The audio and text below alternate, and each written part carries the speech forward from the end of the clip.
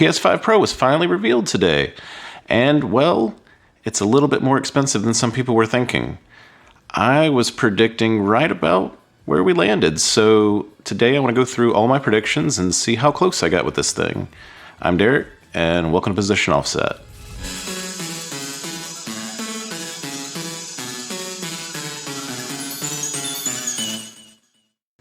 So I'm not going to be doing one of those videos where I watch the video and talk over it while it's happening. There's enough of that on YouTube.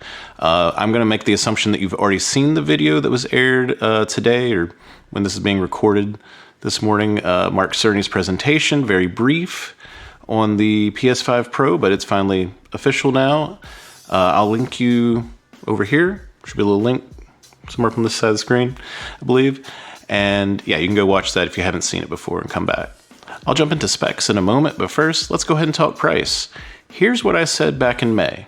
Price of, let's say, $600 to $800, which is, I think, the range that's going to be in. So I personally think if it was a $700, maybe even an $800 console, if that meant we got the experiences that we want from it, the ones that I've been describing here, then I'd be willing to pay that.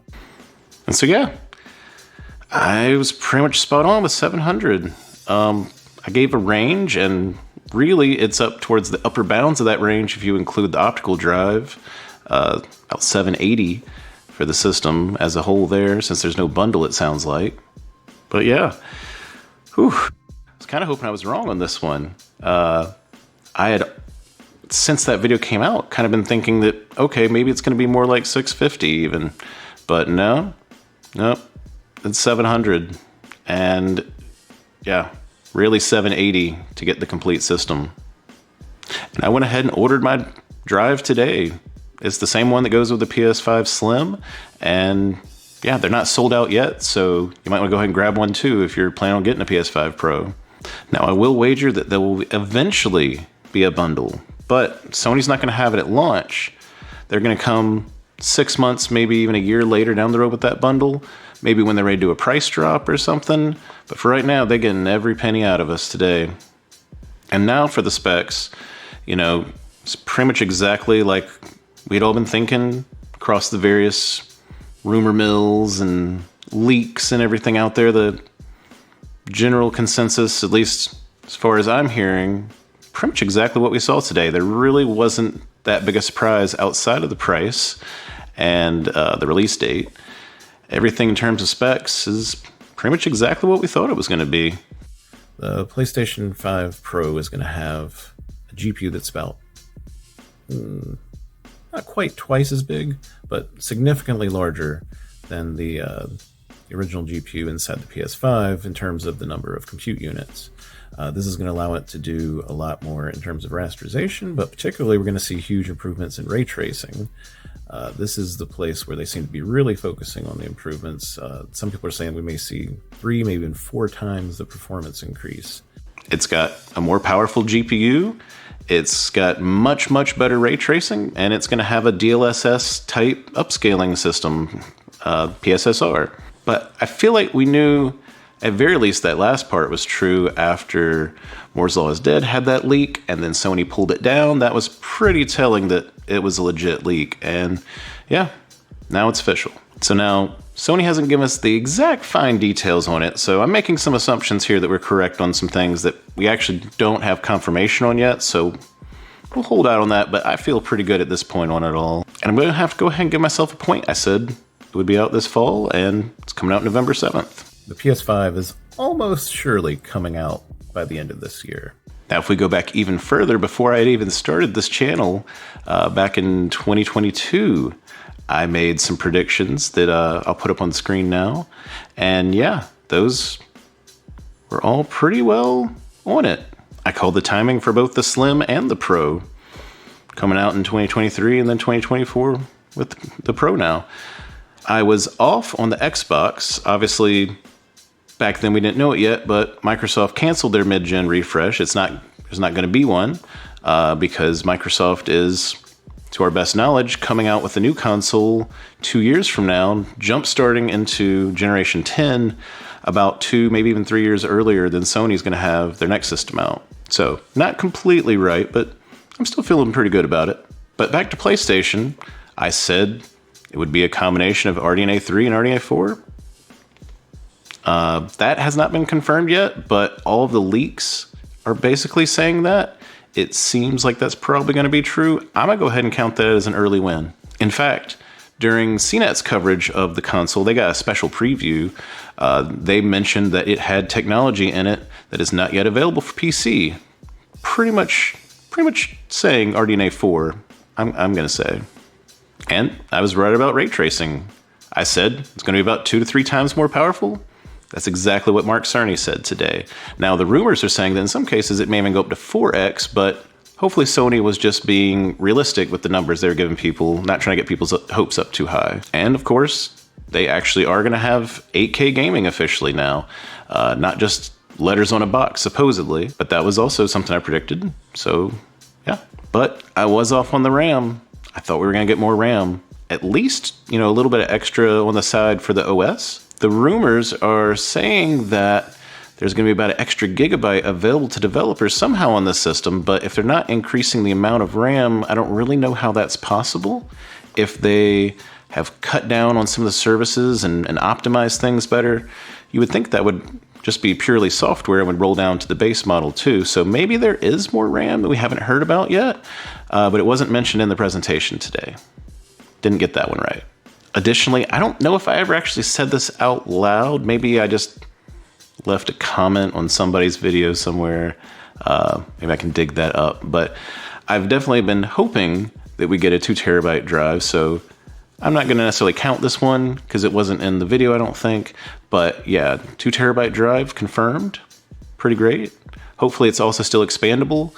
In my base model, I've got 2 terabytes in addition to the 600 and whatever weird number that it comes with. So I'll almost have that much storage. I'll probably need to transfer that over to the new system or buy yet again another RAM expansion, making this thing even more expensive, but I'll figure that out. And unfortunately, I was right in my prediction that Generation 9 systems, PS5, Xbox Series X, are going to struggle to run modern, next-gen games. Unreal Engine 5, any engine that's using ray tracing, basically. They're all having a hard time getting them above 30 FPS on the current consoles, and that is the whole point of the PS5 Pro, just as I said it would be. So yeah, overall, feeling like this is a win. Feeling pretty good about my predictions I made on this. And hopefully to those of you who don't know me yet, this can give a little bit more credence to my words going forward. And so now, I don't think a lot of people are going to buy this system. Obviously, $700 to $800, that's a lot for a game console, right? Like, this is a niche thing for hardcore enthusiast players that also love consoles. And most people are going to continue playing the base system. That's fine. That's great. We need to have more affordable systems. It's a shame that Sony couldn't get the price down on the original system. I'm still hoping that is coming at some point before this generation ends. Now, I have heard you can get refurbished models for like $350 if you go all digital with the base model, So if the price is just completely unrealistic for you, or you just don't want to spend that much money on it, you've got options out there. But for those of us that love graphics, now we've got the option to pay a little bit more and get this amazing new console, or at least from what it looks like so far. And now a lot of people are asking, like, what's the point? I've been hearing that for months. That's what the whole first time video was about. I'll link to it above. Actually, no, I think it goes on the side screen. But yeah, the little link up here to my original video. And it's an optional console, premium experience, but the thing that's important about it is it's a transitional console. It is going to be the stepping stone from PS5 to PS6, the same way that the Pro did that for PS4 to PS5. One of the reasons that you can play all these awesome PS4 games on your PS5 and they look great is because they had Pro enhancements. So even if you skipped out on the Pro when you upgrade to the next generation, you still get the benefit, right? So when you get the PS6 down the road and it's playing backwards compatibility mode, it's going to be playing the Pro version of those PS5 games. And that means that developers can start really pushing on ray tracing now, because they actually have a console that can actually do ray tracing. You know, that's been my other long time prediction, that the PS5 just barely, kind of, sort of, technically does ray tracing, just enough to get the foot in the door for the industry and in the console world. And then with this PS5 Pro, now it can actually do ray tracing, right? It can actually do it well, just like PC's been doing for years, or at least if you have an NVIDIA card. But now the part that I don't know if it's true yet, we'll find out, is that PS6, it's going to be all sorts of ray tracing. It's going to be standard ray tracing. Every game is going to be expected to have ray tracing. They're going to be path trace games that have zero rasterization in the mix. That is the future of gaming. That's the future of game development. It's going to speed up our developers a lot to not have to deal with baking lights and faking and doing all these tricks and extra work just to make a scene look right. They can just light it like you would the real world, because now we're simulating light instead of having the computer trying to draw it. But I go into detail about this in the original video, so go check that one out, and I can tell you all about it back then. And so pre-orders are opening up on September 26th.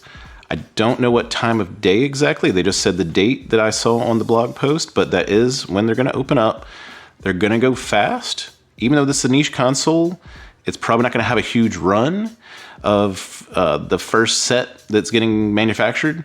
And so, yeah, they're probably going to sell out. And so if you really want one, you need to be primed and ready to go that morning as soon as it goes live. Unfortunately, the scalpers are probably going to be there along with us, but I really hope to see them fail, because this is a specialty console. I hope Sony makes enough that everybody that wants one just buys one, and all those scalpers, they have to just eat all the cost wasted of trying to take advantage of us yet again. And so the PS5 Pro, it's real and it's coming, and I hope you feel the same way I do. I can't wait to see it. I can't wait to play it. Can't wait to see how much better all my games run. I'm feeling very good about all the games that I haven't completed. I have so many half-finished games to go back to and see them in an even better version now. And so that's it for this video. I will be back with more predictions as they come. Check out my Switch 2 video, my Xbox video, if you like all the different consoles, not just PlayStation. But yeah, that's all I have to say today about the PS5 Pro. I will probably have some more videos about it coming up as we get closer to the release for it. I am still looking forward to see what the actual games look like more. We got a little tiny taste today, but I need so many more details. I need like the Digital Foundry breakdowns, side-by-side comparisons. That's what I can't wait to see. More of what we're actually getting out of this console. But that's gonna be it for today. Thanks for watching. Just trying to make a video quickly and react to things timely. Wow. As a YouTube viewer before becoming a YouTuber myself, you don't realize just how much work and pressure and things. Like, I knew kind of sorta that these were things, but you just don't appreciate it until you're in the moment trying to figure out, how do I put a video together in that short amount of time. Obviously the pros, they've been doing this for years. They had stuff out 15 minutes afterwards. I'm never going to be that fast. But yeah, hopefully you enjoyed this video, and I will see you next time.